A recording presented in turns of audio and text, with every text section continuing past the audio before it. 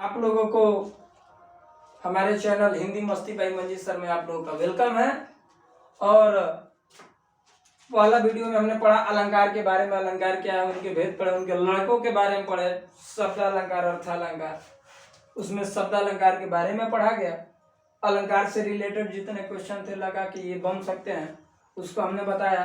और मैं बता दूं कि मेरा कंपटीशन का कोचिंग राज एजुकेशन, जो कि बलिया का नंबर 1 कोचिंग राज एजुकेशन सेंटर है, जो कि मेन ब्रांच भटवाचक में है, सिटी ब्रांच मालदा और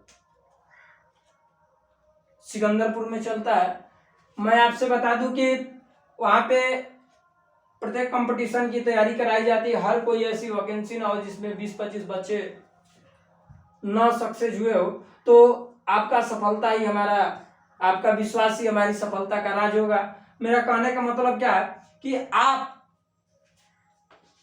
हमारा जो ब्रांच है राज एजुकेशन सेंटर, जो कि कंपटीशन की दृष्टि से वह 1 जुलाई से प्रारंभ हो जाएगा सभी ब्रांच। तो मैं वहां पे बता दूं कि इंटर के बाद आप इधर उधर भटकने के, किसी के मुंह माया में ना आए और आप राज एजुकेशन में जाएं और ज्वाइन करें। और सफलता एक जिद है राज एजुकेशन सेंटर की। मैं बता दूं कि आज अलंकार पार्ट 2 का हमने वीडियो पढ़ा। हमने बोला था कि पढ़ेंगे शब्दालंकार के बारे में, तो ये शब्दालंकार के बारे में आज पढ़ेंगे।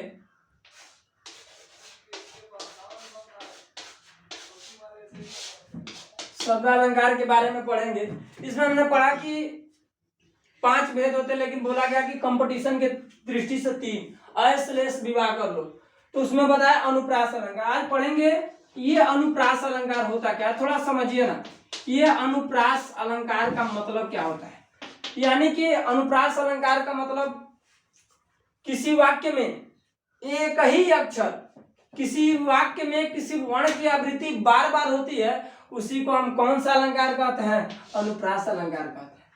हमने बोला कि किसी वाक्य में किसी वर्ण की आवृत्ति बार बार होती है ना, वह कहलाता है आपका अनुप्रास अलंकार कहलाता है।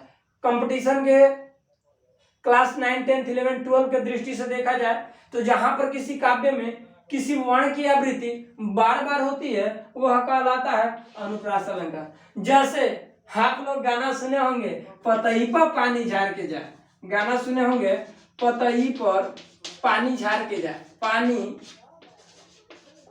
झाड़ के जाए, जो भी है देखेंगे भैया प की आवृत्ति बार बार हुई है, इसलिए कौन सा अलंकार है, अनुप्रास अलंकार है। और आप ये तो था ही, और ये था पतई पर पानी झाड़ के जा, यानी कि ये कौन सा अलंकार पढ़ा आप लोगों ने, पढ़ा कि अनुप्रास अलंकार। अब देख लेंगे, पढ़ेंगे रघुपति राघव राजा राम, रघुपति राघव राजा राम, राजा राम। ये देखेंगे इसमें र वर्ण की आवृत्ति क्या हुई है, बार बार हुई है, इसलिए कौन सा अलंकार है, अनुप्रास अलंकार है। और आप उसके बाद पढ़ेंगे चारुचंद की चंचल किरणें, चारुचंद की चंचल किरणें, चंचल जो भी है ऐसे ही है आपका, मतलब च वर्ण की आवृत्ति क्या हुई है, बार बार हुई है वह। उसके बाद आप लोगों ने बड़ा समर सिंह का एक गाना था, बड़ा मार्केट में पकड़ा था भैया, ककरी के दिन में गाना सुने थे, ककरी भइल बा कमरिया लपक के, ककरी भइल बा कमरिया लपक के, बाप ओ बाप, अरे बारे गाना बा कमरिया लपक के। देखिए गलत नहीं मानना है, जैसे समझ जाइए वो आपके लिए बताया जा रहा है। अगर आपको बुरा लगे तो बता दीजिएगा कमेंट करके। ये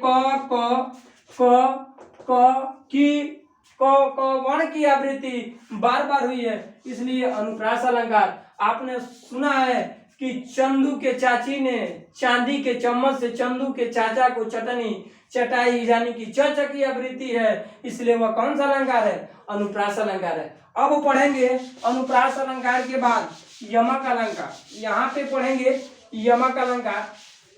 आपने अनुप्रास तो पढ़ लिया, यमक अलंकार पढ़ेंगे। यमक अलंकार का मतलब होता है कि जहां पर किसी वाक्य में एक ही शब्द 2 बार हो, लेकिन किंतु उनका अर्थ अलग अलग हो, वह कहलाता है यमक अलंकार। जैसे लाल है पर लाल किसके, लाल है पर लाल किसके, लाल है पर लाल किसके, ये है लाल है, पर लाल किसके? अब देखेंगे लाल वर्ण की आवृत्ति 2 बार हुई है, मन में तो चला कि भैया एकदम प्योर जोन है कि यमक का अलंकार है।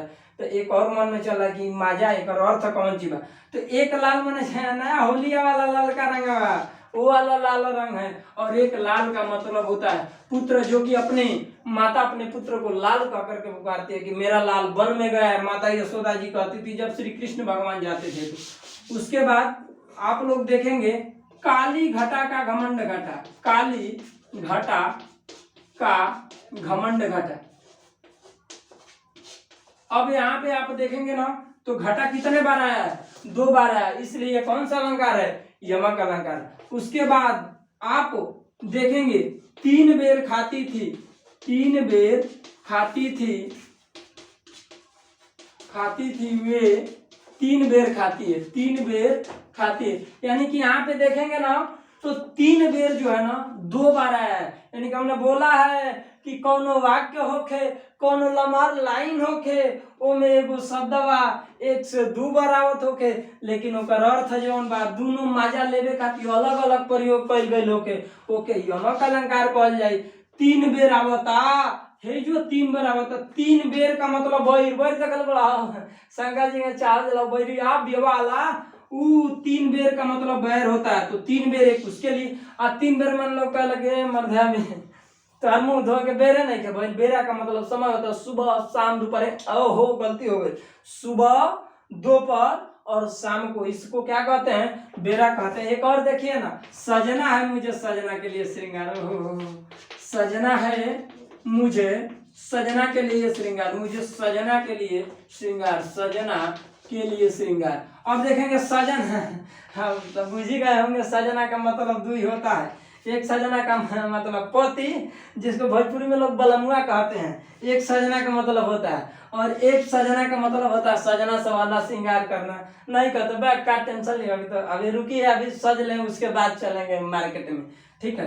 तो ये आपका क्या था? यमक अलंकार। जैसे तुझे देखा तो ये जाना सनम, प्यार होता है दीवाना सनम। आप लोगों ने गाना सुना होगा, तुझे देखा तो ये जाना सनम, प्यार होता है दीवाना सनम। मेरा कहने का मतलब क्या, सनम कितने बार आया है? 2 बार आया है, इसलिए कौन सा अलंकार है? यमक अलंकार है। अब पार्ट 3 में केवल लेकर के आएंगे आपको अर्थ अलंकार का प्रकार, और इसमें का एक बचा हुआ है जो श्लेष अलंकार है, जिसका शाब्दिक अर्थ चिपका होता है। नहीं गाना सुना है कि दुल्हन रहे बीमार नहीं रहुआ सटल रहे, वो वाला चपका एगो चीज हुआ में से कोई गो चीज हुआ निकल जाओ है श्लेष अलंकार कहते हैं। बुझ रहे हैं ना आप एकदम, उसको क्या कहते हैं? श्लेष अलंकार कहते हैं। तो ये हमारा वीडियो अच्छा लगा होगा, लाइक कीजिएगा, कमेंट कीजिएगा, और कोई भी आपके अगल बगल इंटर के बाद इधर उधर भटकने की आवश्यकता नहीं है। आप राज एजुकेशन के साथ जुड़ जाइए, जिस राज एजुकेशन टीम की कहना है कि सफलता हमारा एक जिद है। आज के लिए क्लास यहीं पे क्लोज करते हैं, शेष अगले वीडियो में पार्ट 3 लेकर के आएंगे अलंकार के।